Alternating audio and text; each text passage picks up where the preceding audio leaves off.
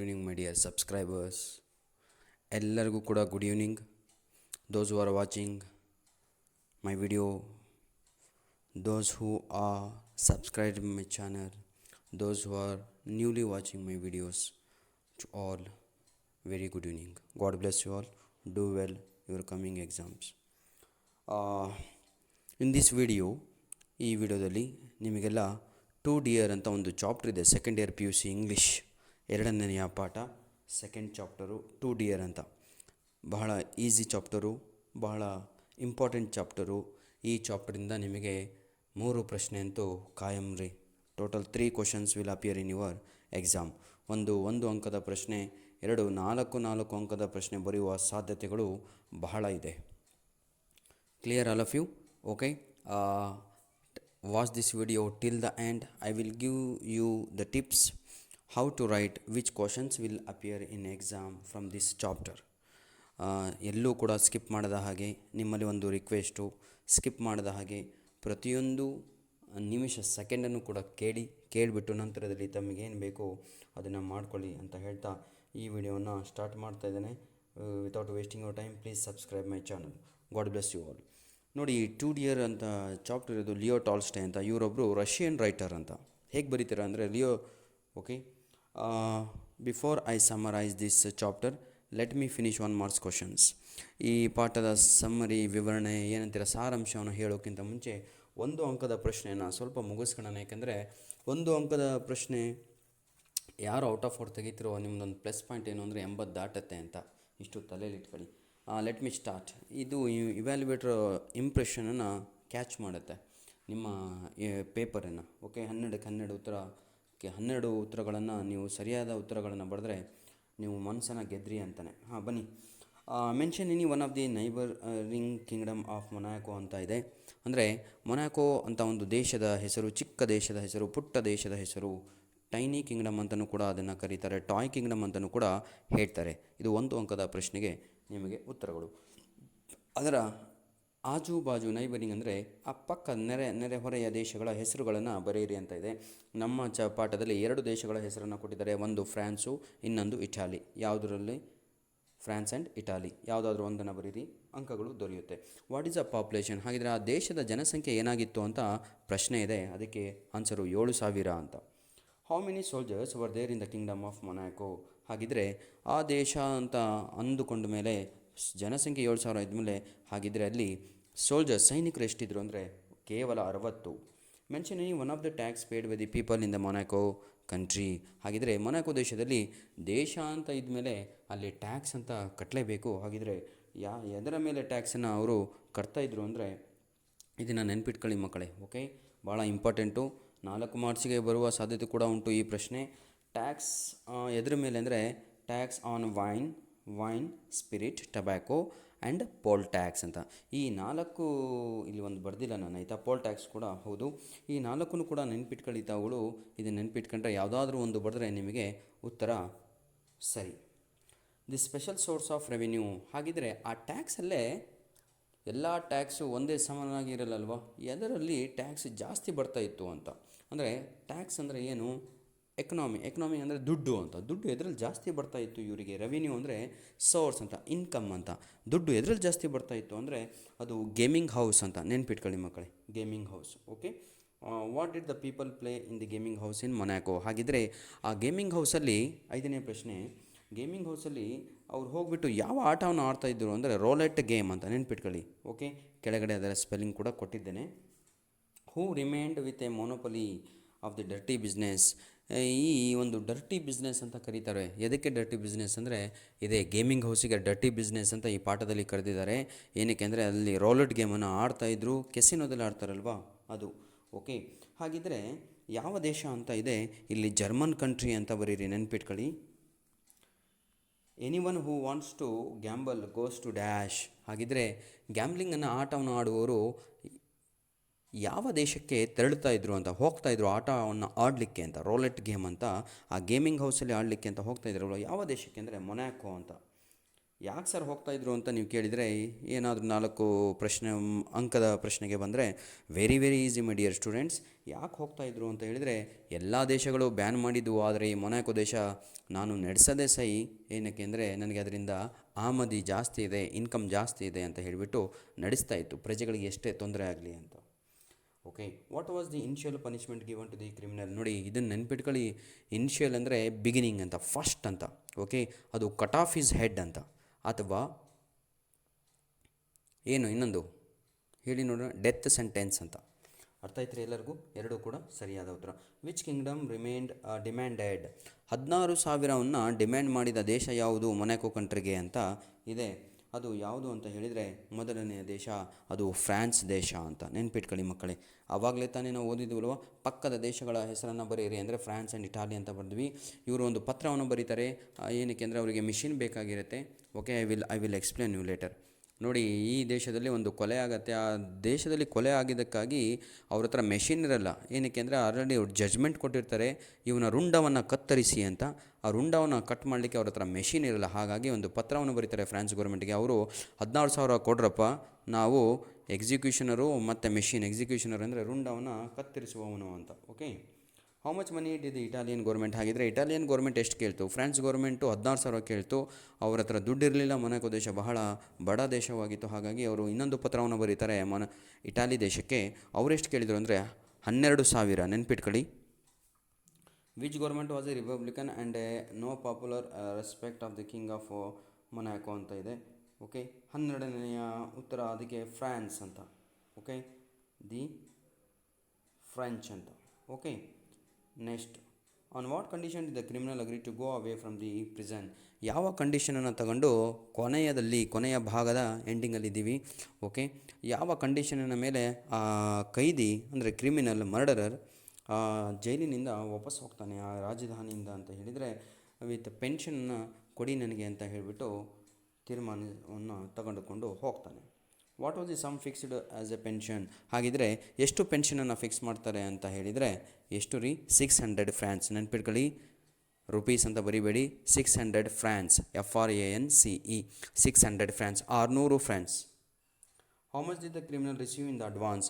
ಹೋಗುವ ಸಮಯದಲ್ಲಿ ಖಾಲಿ ಜೇಬಿತ್ತು. ಹಾಗಿದ್ರೆ ಆ ಕೈದಿ, ಆ ಕ್ರಿಮಿನಲ್, ಆ ಮರ್ಡರರ್ ಎಷ್ಟು ದುಡ್ಡನ್ನು ಇಸ್ಕೊಂಡು ಹೋಗ್ತಾನೆ ಅಂತ ಒಂದು ಪ್ರಶ್ನೆ ಇದೆ. ಅವನು ಏನು ಮಾಡ್ತಾನೆ, 600 ಫ್ರಾನ್ಸ್ ಅಂತ ಏನು ಅಮೌಂಟ್ ಫಿಕ್ಸ್ ಆಗುತ್ತೋ ಒಂದು ವರ್ಷಕ್ಕೆ, ಅದರಲ್ಲಿ 1/3 ಆಫ್ ಆ್ಯನ್ಯುವಲ್ ಇನ್ಕಮ್ ಅಂತಲೇ ಬರೀಬೇಕು. ಡಿವೈಡ್ ಮಾಡಿ ಬರಿಬೇಡಿ 200 ಫ್ರಾನ್ಸ್ ಅಂತ. ನೀವು 1/3 ಆಫ್ ಹಿಸ್ ಆ್ಯನ್ಯುವಲ್ ಇನ್ಕಮ್ ಅಂತ ಬರೀಬೇಕು. 1/3 RD of his annual income. ಅವನ ಆ್ಯನ್ಯುವಲ್ ಇನ್ಕಮ್ಮು 600 ಫ್ರಾನ್ಸ್ ಅಂತ ಪೆನ್ಷನನ್ನು ಫಿಕ್ಸ್ ಮಾಡ್ತಾರಲ್ವ, ಅದರಲ್ಲಿ 3ನೇ ಭಾಗ ಅವನು ತಗೊಂಡು ಹೋಗ್ತಾನೆ ಅಂತ. What did the criminal by after selling? ಹಾಗಿದ್ರೆ ಅಲ್ಲಿಂದ ಹೋದ್ಮೇಲೆ ದುಡ್ಡನ್ನು ತಗೊಂಡು ರಾಜಧಾನಿಯನ್ನು ಮೊನಾಕೋ ದೇಶದವನ್ನು ಬಿಟ್ಟು ಪಕ್ಕದಕ್ಕೆ ಹೋಗ್ತಾನೆ, ಫ್ರಂಟಿಯರನ್ನು ಬಿಟ್ಟು. ಹಾಗಿದ್ರೆ ನಂತರದಲ್ಲಿ ಯಾವ ಬಿಸ್ನೆಸ್ಸನ್ನು ಸ್ಟಾರ್ಟ್ ಮಾಡ್ತಾನೆ, ಯಾವ ವೃತ್ತಿಯನ್ನು ಮಾಡ್ತಾನೆ ಅಂದರೆ ಗಾರ್ಡನಿಂಗ್ ಅಂತ. Okay, when the guard was dismiss the criminal to has happy to turn to away, worried about the families, did not show any sign of running away. ಹಾಗಿದ್ರೆ when the guard was dismissed, ನೋಡಿ ಇವನಿಗೆ ಒಂದು ನೋಡ್ಕೊಳ್ಳಿಕ್ಕೆ ಅಂತ ಒಬ್ಬ security ಗಾರ್ಡನ್ನು ಇಟ್ಟಿರ್ತಾರೆ ಜೈಲಲ್ಲಿ. ಹಾಗಿದ್ರೆ the criminal security guard ಒಂದು ಕಾರಣಕ್ಕಾಗಿ ಅಲ್ಲಿಂದ ತೆಗಿತಾರೆ. ಏನಕ್ಕೆ ಅಂದರೆ ವೆಚ್ಚ ಜಾಸ್ತಿ ಆಗ್ತಾ ಇರುತ್ತೆ, ಅವ್ರ ಕೈಯಲ್ಲಿ ಭರಿಸ್ಲಿಕ್ಕೆ ಆಗ್ತಾ ಇರಲ್ಲ. ಅವನನ್ನೇ ರಿಮೂವ್ ಮಾಡಿದಾಗ ಇವನಿಗೆ ಹೇಗೆ ಅನಿಸುತ್ತೆ ಅಂತ ಒಂದು ಪ್ರಶ್ನೆ ಇದೆ. ಅದಕ್ಕೇನೂ ಇಲ್ಲ ನನ್ನ ಪ್ರೀತಿಯ ಮಕ್ಕಳೇ. ಯಾವುದಿದು ಪ್ರಶ್ನೆ? 20ನೆಯ ಪ್ರಶ್ನೆ ನೋಡಿ, ಇಲ್ಲಿ ಏನಿದೆ, ABC 3 ಇದೆ. Was happy and try to run away, worried about the God's family, did not show any sign of running away. ಅಲ್ಲಿಂದ ಸಿ ಇಸ್ ದ ಆನ್ಸರ್ ಆಯಿತಾ. ಅಲ್ಲಿಂದ ಓಡೇ ಹೋಗಲ್ಲ ಇದು ವ್ಯಕ್ತಿ. ಓಕೆ, ಒಂದು ನಿಮ್ಮಲ್ಲಿ ವಿನಂತಿ, ಸ್ವಲ್ಪ ಇಲ್ಲಿ ವೇರಿಯೇಷನ್ ಆಗಿದೆ, ಸ್ವಲ್ಪ ಅಡ್ಜಸ್ಟ್ ಮಾಡ್ಕೊಳ್ಳಿ. Okay, God bless you all. ಸ್ವಲ್ಪ ಬರೆಯುವ ಸಮಯದಲ್ಲಿ ಅಂದರೆ ಅಲೈನ್ಮೆಂಟ್ ಮಾಡುವ ಸಮಯದಲ್ಲಿ ಆನ್ಸರ್ ಉತ್ತರಗಳು ಆ ಕಡೆಯಿಂದ ಈ ಕಡೆ, ಈ ಕಡೆಯಿಂದ ಆ ಕಡೆ ಆಗಿದ್ದಾವೆ, ತಾವುಗಳು ಶ್ರಮಿಸಬೇಕು. ಓಕೆ, 20ನೇ ಆನ್ಸರ್ ಇದೆಲ್ಲ, ಇದು 19ನೇದು. ಹಿಂದೆ ತಾವುಗಳು ಹೋಗಬೇಕು. ಓಕೆ, 4 ಅಂಕದ ಪ್ರಶ್ನೆಗೆ ಬನ್ನಿ. ಇಂಪಾರ್ಟೆಂಟ್ ಕ್ವಶನ್ಸ್ ಇಲ್ಲಿ 3 ಇಟ್ಟಿದ್ದೀನಿ. ಆ 3ನಲ್ಲೂ ಕೂಡ ಹೇಳ್ತಾ ಇದ್ದೀನಿ, 2 ಕ್ವಶನ್ಸನ್ನು ರೆಡಿಯಾಗಿ ಹೋಗಿ. 100% ದೋಸ್ questions will appear for your exam. ಈ ಒಂದು ಪಾಠದಲ್ಲಿ ಏನಿದೆ ಅಂತ ಹೇಳಿದರೆ 4 ಪ್ರಶ್ನೆ ಬರುವ ಸಾಧ್ಯತೆ ಇದೆ. ಆ 4ರಲ್ಲಿ ಭಾಳ near to your mid term exam ಅಂತ ಹೇಳಿದರೆ ಅದು 2 ಪ್ರಶ್ನೆಗಳು, ಅದು ನಾನು ನಿಮಗೆ ತಿಳಿಸ್ತೇನೆ, ಇಲ್ಲಿ ಹೇಳ್ತೇನೆ. ಓಕೆ, ಒಂದು ಏನು ಅಂತ ಹೇಳಿದರೆ,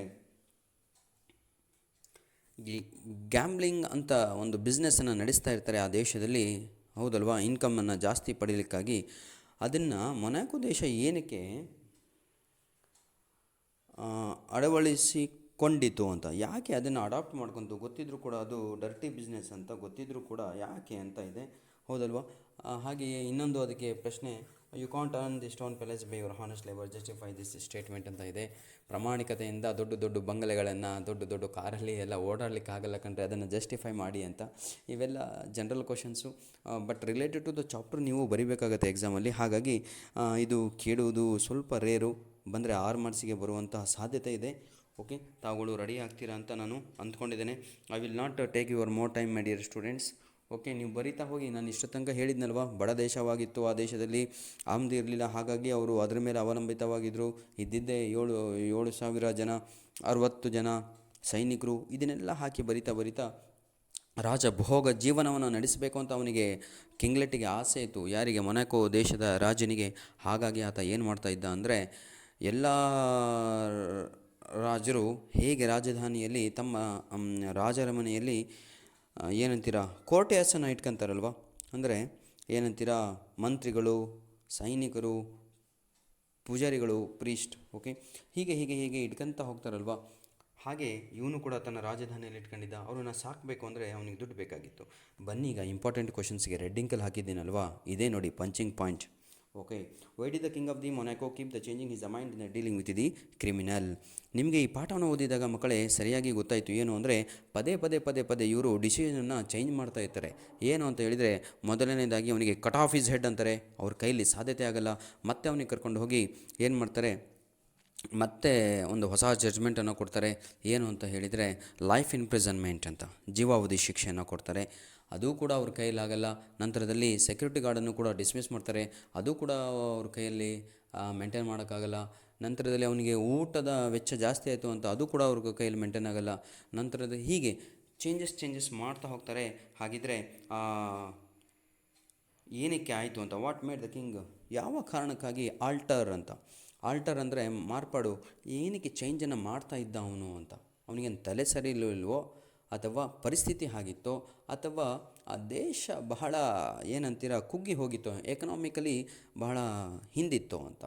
ಏನು ಯಾವ ಕಾರಣಗಳು ಅಂತ. ಓಕೆ, ಎಕನಾಮಿಕಲಿ ಹಿಂದಿತ್ತು ಅಂತ, ರಾಜನ ತಲೆ ಸರಿ ಇರಲಿಲ್ಲ ಅನ್ನೋದು ತಪ್ಪದು. ಓಕೆ, ಅವನ ಪರಿಸ್ಥಿತಿ ಆಗಿತ್ತು ಅಂತ. If you read this answer, it's a very dead easy. Once a murder was committed in the peaceable toy kingdom. ನೋಡಿ, toy kingdom is also called in the Monaco kingdom. Tiny kingdom ಅಂತಲೂ ಕೂಡ ಅದನ್ನು ಕರಿತೀವಿ. 1 ಅಂಕದ ಪ್ರಶ್ನೆಗಳು. Okay, ಏನಾಗುತ್ತೆ, ಈ ಶಾಂತಯುತ ರಾಷ್ಟ್ರ ಅಂತ ಕರಿತೀವಿ. ಮೊನಾಕೋ ಅನ್ನೋದು ಒಂದು ಪೀಸಬಲ್ ಕಂಟ್ರಿ ಆಗಿರುತ್ತೆ. ಇಂತಹ ದೇಶದಲ್ಲಿ ಏನಾಗುತ್ತೆ ಅಂದರೆ, ಇದು ಭಾಳ ಇಂಪಾರ್ಟೆಂಟು ನನ್ನ ಮಕ್ಕಳೇ. ಎಕ್ಸಾಮಿಗೆ ಇದೇ ಪ್ರಶ್ನೆ ಬಂದೇ ಬರುತ್ತೆ, 4 ಮಾರ್ಕ್ಸಿಗೆ ಅಥವಾ 6 ಮಾರ್ಕ್ಸಿಗೆ. ಪ್ರಿಂಟ್ ಇಳಿಸ್ಬಿಡಿ. Okay, God bless you all.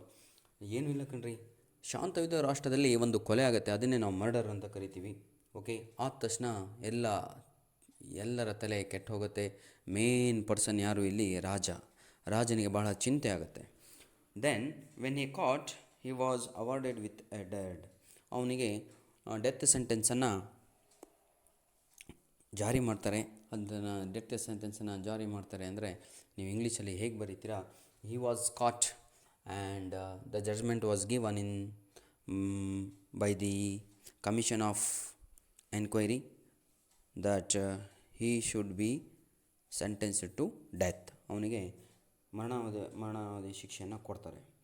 ಆದರೆ ಪ್ರಾಬ್ಲಮ್ ಬರುತ್ತೆ ಇಲ್ಲಿ, ಹಿಚ್ ಅಂತ ಇದೆ ಪ್ರಾಬ್ಲಮ್ ಅಂತ. ಆ ಹಿಚ್ ಏನು ಅಂತ ಹೇಳಿದರೆ, ಆ ದೇಶದಲ್ಲಿ ಮೆಷಿನೇ ಇರಲ್ಲ ರುಂಡವನ್ನು ಕತ್ತರಿಸಲಿಕ್ಕೆ. ಹಾಗಾಗಿ ಅವ್ರು ಏನು ಮಾಡ್ತಾರೆ, ಪಕ್ಕದ ದೇಶಕ್ಕೆ ಒಂದು ಪತ್ರವನ್ನು ಬರೀತಾರೆ. ಪಕ್ಕದ ದೇಶ ಫ್ರಾನ್ಸ್. ಬರೆದಾಗ ಆತ ರಿಪ್ಲೈ ಕೊಡ್ತಾನೆ 1 ವಾರದ ನಂತರ, ಸರ್ 16,000 ದುಡ್ಡನ್ನು ಕೊಟ್ಟರೆ, if you pay the 16,000 francs, I am ready to send the guillotine machine with the executioner ಅಂತ ಹೇಳ್ತಾನೆ. ಮಕ್ಕಳೇ, ಈ ಕನ್ನಡ ಇಂಗ್ಲೀಷ್ ಎರಡೂ ಸೇರಿಸಿ ಹೇಳ್ತಾ ಇದ್ದೀನಿ. ಉದ್ದೇಶ ಇಷ್ಟೇ, ನೀವು ಬರಿಬೇಕು, ತಿಳಿಬೇಕು ಅಂತ.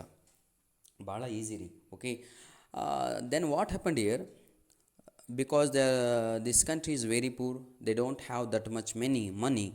So they wrote one more letter to the Italian government. ಮತ್ತೊಂದು ಪತ್ರವನ್ನು ಬರೀತಾರೆ ಬೇರೆ ದೇಶಕ್ಕೆ, ಏನಕ್ಕೆಂದರೆ ಅವ್ರ ಹತ್ರ ಅಷ್ಟು ದುಡ್ಡಿರಲ್ಲ, 16,000 ಫ್ರಾನ್ಸ್. ಆ ದೇಶದವರು, ಇಟಾಲಿ ದೇಶದವ್ರು ಏನು ಮಾಡ್ತಾರೆ, 12,000 ಕೊಡಿಯಪ್ಪ, I will send you the executioner and the machine ಅಂತ ಹೇಳ್ತಾರೆ. ನಂತರದಲ್ಲಿ ಏನಾಗುತ್ತೆ ಅಂದರೆ, he did not want to spend the much money. Okay, ಆ ದುಡ್ಡು ಕೂಡ 12,000 ಅವರ ಕೈಯಲ್ಲಿ ಇರಲ್ಲ. ರಾಜನಿಗೆ ತಲೆ ಕೆಟ್ಟು, why we should spend the 16,000 or 12,000 francs on this rascal ಅಂತ ಬೈದು ಬಿಡ್ತಾನೆ. ಭಾಳ ಸಿಟ್ಟು ಬಂತು. ಏನಕ್ಕೆಂದರೆ ಆ ದೇಶ ಆಲ್ರೆಡಿ ಭಾಳ ಬಡ ದೇಶವಾಗಿರುತ್ತೆ. ಹಾಗೆಯೇ ಅದೇ ಸಮಯದಲ್ಲಿ ರಾಜ ತನ್ನ ಸೈನಿಕರಿಗೆ ಕರೆದು, ಸೈನಿಕರ ಜನರಲ್ ಆರ್ಮಿಗೆ ಕರೆದು ಹೇಳ್ತಾನೆ, why can't our soldiers do this ಅಂತ. ಯಾಕೆ ನಮ್ಮ ಸೈನಿಕರೇ ಈ ಕೆಲಸವನ್ನು ಮಾಡ್ಬೋದಲ್ವ, why we should spend this money ಅಂತ. ಆವಾಗ ಅವನು ಒಂದು ಮಾತನ್ನು ಹೇಳ್ತಾನೆ, sir, our soldiers are ready to fight in the battlefield to kill the enemies in the battlefield. ನಮ್ಮ ಸೈನಿಕರು ರೆಡಿ ಇದ್ದಾರೆ ಸರ್, ಅದು ಯುದ್ಧದ ಭೂಮಿನಲ್ಲಿ ಈ ಕೆಲಸಕ್ಕೆ ನಾವು ಟ್ರೈನಿಂಗನ್ನು ಅವರಿಗೆ ಕೊಟ್ಟಿಲ್ಲ ಸರ್, ಸಾರಿ ಅಂತ ಹೇಳಿ ಹೋಗ್ತಾನೆ. ಓಕೆ, ನಂತರದಲ್ಲಿ ಏನು ಮಾಡ್ತಾರೆ, ಆ ಕ್ರಿಮಿನಲನ್ನು ಮತ್ತೆ ಕರೆದುಬಿಟ್ಟು ದಿ ಕಮಿಷನ್ ಆಫ್ ಎನ್ಕ್ವೈರಿ ಸಾಟ್. ರಾಜ ಹೇಳ್ತಾನೆ, come up with the another plan, ಒಂದು ಹೊಸ ಚೀಪರ್ ಪ್ಲಾನನ್ನು ತನ್ನಿ, ಇಂತಹ ಭಾಳ ವೆಚ್ಚದ ಪ್ಲಾನನ್ನು ಕೊಡಬೇಡಿ ಅಂತ ಹೇಳ್ತಾನೆ, ಶಿಕ್ಷೆಯನ್ನು. ಆವಾಗ ಅವರು ಎಲ್ಲ ಕುಂತುಬಿಟ್ಟು ಡಿಸೈಡ್ ಮಾಡ್ತಾರೆ ಟು ಲೈಫ್ ಇಂಪ್ರಿಸನ್ಮೆಂಟ್ ಅಂತ. ಮಿಷಿನ್ನೇ ಇಲ್ಲ ಅಂದಮೇಲೆ ಹಾಗೆ ಜೀವಾವಧಿ ಶಿಕ್ಷೆ ಕೂಡ ಜೈಲಲ್ಲೇ ಕೂತ್ಕೊಂಡು ಇಡ್ತಾನೆ ಅತ್ಲಾಗೆ ಸಾಯೋವರೆಗೂ ಕೂಡ ಅಂತ. ಜೀವಾವಧಿ ಶಿಕ್ಷೆ ಕೊಟ್ಟಾದ ತಕ್ಷಣ ಏನಾಗುತ್ತೆ, ಪ್ರಾಬ್ಲಮ್ ಆಗುತ್ತೆ. That problem was there was no proper prison. ಅವ್ರ ಹತ್ರ ಒಂದು ಜೈಲು ಕೂಡ ಇರಲ್ಲ. ಯಾಕಂದರೆ ಚಿಕ್ಕ ದೇಶ, ಚಿಕ್ಕ ರಾಜಧಾನಿ, ಚಿಕ್ಕ ಅರಮನೆ ಎಲ್ಲ ಹೌದಲ್ವ, population is very less. There is a reason here what happened then. ಅದಾದ ನಂತರ ಒಂದು ಪ್ರಾಬ್ಲಮ್ ಬರುತ್ತೆ. ಯಾವುದೋ ಒಂದು ರೂಮನ್ನು ಜೈಲಾಗಿ ಮಾರ್ಪಾಡು ಮಾಡಿಬಿಟ್ಟು they kept that murderer inside the prison. Again ಒಂದು ಪ್ರಾಬ್ಲಮ್ ಹ್ಯಾಸ್ ಕಮ್, ಅವನು ನೋಡ್ಕೊಂಡ್ರು ಯಾರೀಗ ಅಂತ. ಸೊ ಒಂದು ಸೆಕ್ಯೂರಿಟಿ ಗಾರ್ಡನ್ನು ತಂದುಬಿಟ್ಟು ಅವನಿಗಾಗಿ ಇಡ್ತಾರೆ. ನೋಡಿ, ಈಗ ಡಬಲ್ ಖರ್ಚಾಯಿತು. ಅದಕ್ಕೆ ಹೇಳಿದ್ರಿ, before you take some decision think twice ಅಂತ. ಹೌದಲ್ವಾ, ನಾನು ನಿಮಗೆ ಎಲ್ಲ ನೋಟ್ಸ್ ಕೊಡ್ತೀನಿ, ಅದು ಕೊಡ್ತೀನಿ ಅಂತ ನಾನು ಸರಿಯಾಗಿ ಆನ್ಲೈನಲ್ಲಿ ಹೇಳಿ ನಾನು ಬ್ಯುಸಿಯಾಗ್ಬಿಟ್ಟು ನಾಳೆ ಕೊಡಲಿಲ್ಲ ಅಂದರೆ ನನ್ನ ಮರ್ಯಾದೆ ಇರಲ್ಲ, ನನ್ನ ಯೂಟ್ಯೂಬ್ ಚಾನಲಿಗೂ ಮರ್ಯಾದೆ ಇರಲ್ಲ, ಸಬ್ಸ್ಕ್ರೈಬರು ಕಡಿಮೆ ಆಗ್ತವ್ರೆ. ಹೌದಲ್ವ, ಎಲ್ಲ ಆಗತ್ತೆ. ಏನಕ್ಕೆ? Because my decision was not right. Why I should take such decision which I can't commit ಅಂತ. ಕಮಿಟ್ಮೆಂಟು ಮಾಡ್ಕೊಂಡ್ಮೇಲೆ ಅದನ್ನು ವಹಿಸಬೇಕು. ನೋಡಿ, ಇವರು ಕಮಿಟ್ಮೆಂಟ್ ಮಾಡ್ತವ್ರು ಏನು ಅಂದರೆ, ಅವನಿಗೆ ಲೈಫ್ ಇಂಪ್ರಿಸನ್ಮೆಂಟ್ ಕೊಡಿ ಅಂತ ತಕ್ಷಣ ರಾಜ ಎಸ್ ವೆರಿ ಗುಡ್ ಅಂತಾನೆ. But what happened here, when the king comes to know, when he was doing the calculation work of the yearly expenditure, 600 francs was going more. 600 francs extra ಖರ್ಚು ಆಗ್ತಾ ಇರುತ್ತೆ. ರಾಜನಿಗೆ ತಲೆ ಕೆಟ್ಟು ಹೋಗ್ಬಿಡುತ್ತೆ. Oh my God, what we are doing, we are spending 600 francs on this rascal, why we are spending on this rascal ಅಂದ್ಬಿಟ್ಟು ಏನು ಮಾಡ್ತಾನೆ, again he call the commission of enquiry. ಅಲ್ಲಿ ಹೇಳ್ತಾನೆ, why we are spending this 600 francs for this security and this fellow, this is a more expenditure for us. ನಮ್ಮ ಎಕ್ಸ್ಪೆಂಡಿಚರಲ್ಲಿ 600 France extra ಬರ್ತಾ ಇದೆ ಅಂತ ಹೇಳಿಬಿಟ್ಟು ಏನು ಮಾಡ್ತಾನೆ, ಒಂದು ಡಿಸಿಷನ್ ತಗೊಳ್ಳಿ ಅಂತಾನೆ. ಆವಾಗ ಒಬ್ಬ ಮಂತ್ರಿ ಹೇಳ್ತಾನೆ, sir, it's better to remove the security guard. Security ಗಾರ್ಡನ್ನೇ ತೆಗೆದುಬಿಡೋಣ, ಅವನ ಕೆಲಸ ಅವನೇ ಮಾಡ್ಕೊತಾನೆ ಅಂತ. ಇನ್ನೊಬ್ಬ ಮಂತ್ರಿ ಹೇಳ್ತಾನೆ, oh my dear king, oh my dear minister, not king, oh my dear minister, if you remove the security guard, this prisoner means ಈ ಕೈದಿ, this murderer will run away ಅಂತ. ಹಾಗಿದ್ದರೆ ಅವನು ಇನ್ನೊಬ್ಬ ಮಿನಿಸ್ಟರ್ ಹೇಳ್ತಾನೆ, the minister one, it's a good idea, we want this only, ಅವನ್ rid of, how to get rid of from the criminal, ಹೇಗೆ ಅವನಿಂದ ನಾವು ತಪ್ಪಿಸ್ಕೋಬೇಕು ಅನ್ನೋದೇ ಈಗ ಪ್ಲಾನ್ ಮಾಡ್ತಾ ಇರೋದು. ಹಾಗಿದ್ರೆ ಈ ಪ್ಲಾನು ಭಾಳ ಸರಿಯಾಗಿದೆ. ರಿಮೂವ್ ದ ಸೆಕ್ಯೂರಿಟಿ ಗಾರ್ಡ್ ಅಂತಾರೆ. They remove the security guard, but unfortunately they waited for a 2 days, but this criminal did not run away from the prison. ಯಾವುದೇ ಕಾರಣಕ್ಕೂ ಅವನು ಓಡೇ ಹೋಗಲ್ಲ. ಏನಾಗಿರುತ್ತೆ ಅಂದರೆ, ಅವನು ಅಲ್ಲಿಂದ ನೋಡ್ತಾನೆ ಸೆಕ್ಯೂರಿಟಿ ಗಾರ್ಡ್ ಇರಲ್ಲ. He went himself to fetch. ಇದು ಒಂದು ಅಂಕದ ಪ್ರಶ್ನೆಗೆ ಬಹಳ ಬರುತ್ತೆ ಮಕ್ಕಳೇ. ನೋಡಿ, where did the criminal go to fetch his food ಅಂತ ಬರುತ್ತೆ. ಟು ದಿ ಕಿಚನ್ ಪ್ಯಾಲೇಸ್ ಅಂತ ನೆನ್ಪಿಟ್ಕೊಳ್ಳಿ, ಆಯಿತಾ, ಟು ದ ಕಿಚನ್ ಪ್ಯಾಲೇಸ್ ಅಂತ. ರಾಜನ ಅರಮನೆಗೆ ಹೋಗ್ಬಿಟ್ಟು ಸರಿಯಾದ ಸಮಯಕ್ಕೆ ಊಟವನ್ನು ಮಾಡಿ, ರಾತ್ರಿ ಡಿನ್ನರನ್ನು ಎಲ್ಲ ಮಾಡಿಬಿಟ್ಟು ಮತ್ತೆ ಬಂದು ಪುನಃ ಜೈಲಲ್ಲೇ ಮಲಗ್ತಾನೆ. ಸೆಕ್ಯೂರಿಟಿ ಗಾರ್ಡ್ ಇರಲ್ಲ. ಅವನಿಗೆ ಚಾನ್ಸಸ್ ಇರುತ್ತೆ ಓಡಿ ಹೋಗಲಿಕ್ಕೆ. ಫಸ್ಟ್ ದಿನ ಹೀಗಾದಾಗ ಎಲ್ಲ ರಾಜ ಹಾಗೂ ಮಂತ್ರಿಗಳು ಅನ್ಕೊಂತವ್ರೆ, ಓಹೋಹೋ ಇವತ್ತು ಭಾಳ ಕತ್ಲಾಗಿದೆ, I think tomorrow he will run away, ಬೆಳಗಿನ ಜಾವ ಎದ್ದು ಹೋಗ್ಬೋದು ಅನ್ಕೊಂತವ್ರೆ. But the same thing repeated ಅಂದರೆ again he went to the palace kitchen to fetch his food. Happily he had his food, happily he came back and he slept in the prison. ಮತ್ತೆ ಬಂದು ಅದೇ ಜೈಲಲ್ಲಿ ಮಲಗ್ತವನೆ. ಇದನ್ನೆಲ್ಲ ನೋಡಿ ರಾಜನಿಗೆ ತಲೆ ಕೆಟ್ಟು ಹೋಗುತ್ತೆ. The king of Monaco was A man without A decision stand, being the worried about the cost of the execution. He kept the changing his mind in the dealing with the criminal. This is the end of the answer. ನನ್ನ ಪ್ರೀತಿಯ ವಿದ್ಯಾರ್ಥಿಗಳೇ, ಮತ್ತೊಂದು ಪ್ರಶ್ನೆಯ ಜೊತೆ ಬಂದಿದ್ದೇನೆ. ಇದು ಭಾಳ important ಆಗಿರುವಂತಹ ಪ್ರಶ್ನೆ ನೋಡಿ. Why was the criminal reluctant to go out of the prison? ಯಾಕೆ ಆ ಕೈದಿ, ಆ ಮರ್ಡರರ್ ಅಥವಾ ಪ್ರಿಸನರ್ ಜೈಲಿನಿಂದ ಓಡಿ ಹೋಗಲಿಲ್ಲ ಅಂತ ಪ್ರಶ್ನೆ ಬಹಳ ಸಲ ಕೇಳಿದ್ದಾನೆ. ಈ ಸಲ ಕೇಳುವ ಸಾಧ್ಯತೆ 100ಕ್ಕೆ 100 ಇದೆ. ಇದನ್ನು ಓದ್ಬಿಟ್ಟು ಓಕೆ, ಎಲ್ಲ ಒಂದೇ ರೀ. Why he refused to run away, why he did not run away from the prison, what was the argument went on in between the ಏನಂತಾರೆ ministers and the king and the criminal when he did not run away. ಎಲ್ಲದಕ್ಕೂ ಒಂದೇ ಉತ್ತರ ಕಣ್ರಿ. ನೋಡಿ ಎಷ್ಟು ನೀಟಾಗಿ ಹೇಳ್ತಾನೆ. Okay, ಇದನ್ನು ಕಾಣ್ತಾ ಇದೆ ಅಲ್ವಾ? ನೀವು ಅದನ್ನು ಓದ್ಕೊಳ್ಳಿ, ಬರ್ಕೊಳ್ಳಿ. ಈಗ ನಾನು ಎಕ್ಸ್ಪ್ಲನೇಷನ್ ಕೊಡ್ತೇನೆ, ಕೇಳಿ. Why he did not run away, ಯಾಕೆ ಆ ಕೈದಿ ಅಲ್ಲಿಂದ ಓಡೋಗಲ್ಲ ಅಂದರೆ ಇಷ್ಟೇ ಕಣ್ರಿ. He addicted to that life, ಆ ಲೈಫಿಗೆ ಅಡ್ಜಸ್ಟ್ ಆಗಿರ್ತಾನೆ. Free food, free shelter. He become a lazy in his life, ಅವನ ಜೀವನದಲ್ಲಿ ಲೇಝಿ ಆಗಿರ್ತಾನೆ. ಆದರೆ ಅವನೊಂದು ಮಾತನ್ನು ಹೇಳ್ತಾನೆ ರಾಜನಿಗೆ, oh my dear king, I want to speak today ಅಂತ. ನಾನು ಕೆಲವೊಂದು ಮಾತನಾಡಬೇಕು, ನನಗೆ ಪರ್ಮಿಷನನ್ನು ಕೊಡಿ. Why am not running away from here, the reasons R more. ನೋಡಿ, ಈ ಪಾಯಿಂಟ್ಸನ್ನು ನೆನ್ಪಿಟ್ಕೊಳ್ಳಿ. ನಿಮ್ಮ ಟೆಕ್ಸ್ಟ್ ಬುಕ್ಕನ್ನು ತೆಗೆದು ಓಕೆ, ಕೊನೆಯದಿಂದ 2ನೇ ಪೇಜಲ್ಲಿ ಕೊನೆಯ ಭಾಗದಿಂದ 2ನೇ ಪ್ಯಾರಾಗ್ರಾಫ್ ಫುಲ್ ಆನ್ಸರ್ ಅದು. ಅದನ್ನು ಗಟ್ಟು ಹೊಡೀರಿ ಮಕ್ಕಳೇ, ಅದನ್ನು ಗಟ್ಟು ಹೊಡೀರಿ. 4 ಮಾರ್ಕ್ಸು 6 ಮಾರ್ಕ್ಸಿಗೆ ಬರುವಂಥದ್ದು. ಪಾಯಿಂಟ್ಸ್ ಏನು ಅಂತ ಹೇಳಿದರೆ, ಓ ಕಿಂಗ್, ಯು ರೂಯಿನ್ಡ್ ಮೈ ಕ್ಯಾರೆಕ್ಟರ್. ಓ ರಾಜರೇ, ನನ್ನ ಕ್ಯಾರೆಕ್ಟರ್ನೆಲ್ಲ ಹಾಳು ಮಾಡಿದ್ದೀರಾ ನೀವು. ಹೇಗೆ ಹಾಳು ಮಾಡಿದ್ದೀರಾ? ಇಡೀ ಊರು ತುಂಬ ಸಾರಿದ್ದೀರಾ ನಾನು ಕ್ರಿಮಿನಲ್ ಅಂತ. If I run away today, if I run from this prison, who will speak to me? ನಾನು ಒಬ್ಬ ಮರ್ಡರರ್, ನನ್ನ ಜೊತೆ ಯಾರೇ ಮಾತಾಡ್ತಾರೆ? 2 ರೀಸನ್ ಆಯ್ತಲ್ವಾ? ಇನ್ನೊಂದು ರೀಸನ್ ಹೇಳ್ತಾನೆ. Okay, if I go inside the city of Monaco, the people will turn their backs on me. ಅಂದರೆ ಮುಖಾಮುಖಿಯಾಗಿ ನನ್ನ ಜೊತೆ ಯಾರೂ ಕೂಡ ಮಾತಾಡಲ್ಲ.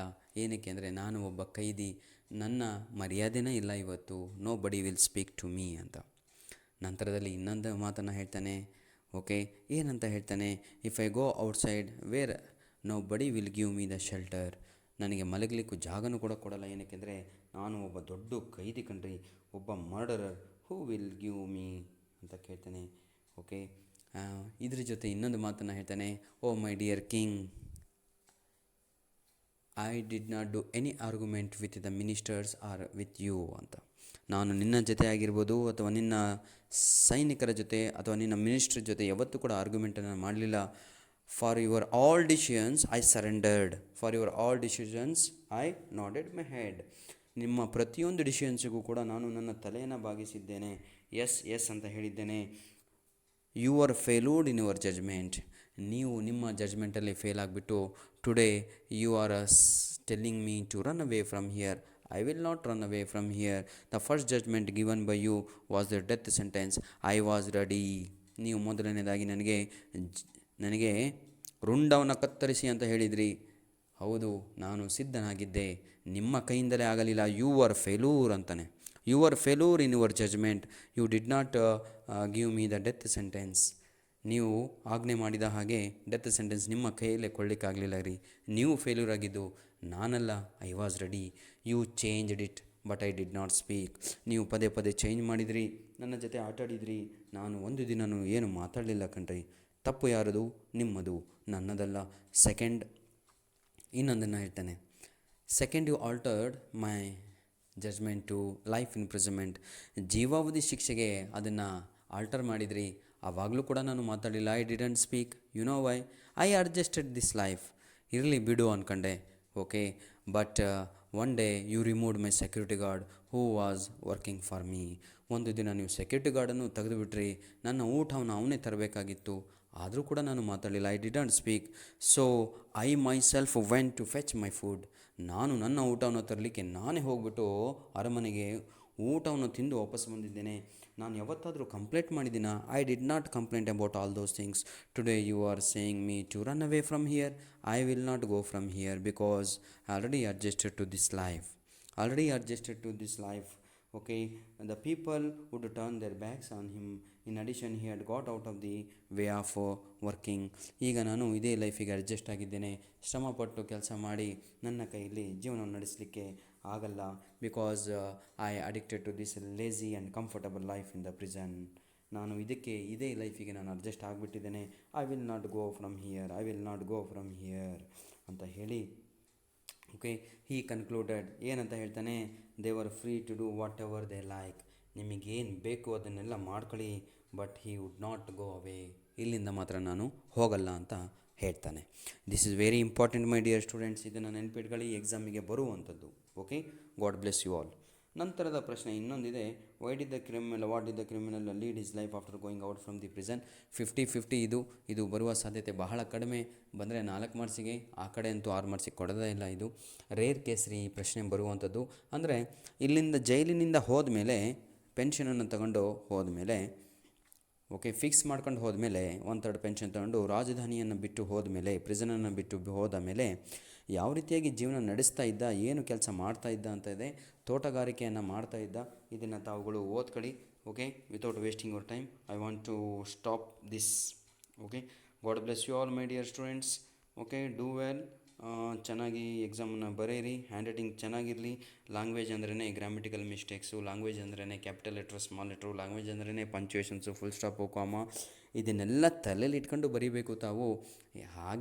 ಹಾಗಾಗಿ ಅದೇ ರೀಸನ್ನು ಲ್ಯಾಂಗ್ವೇಜಲ್ಲಿ ಔಟ್ ಆಫ್ ಔಟ್ ಯಾಕೆ ಬರಲ್ಲ ಅಂತ. These hints you should remember. Okay, God bless you all. Hope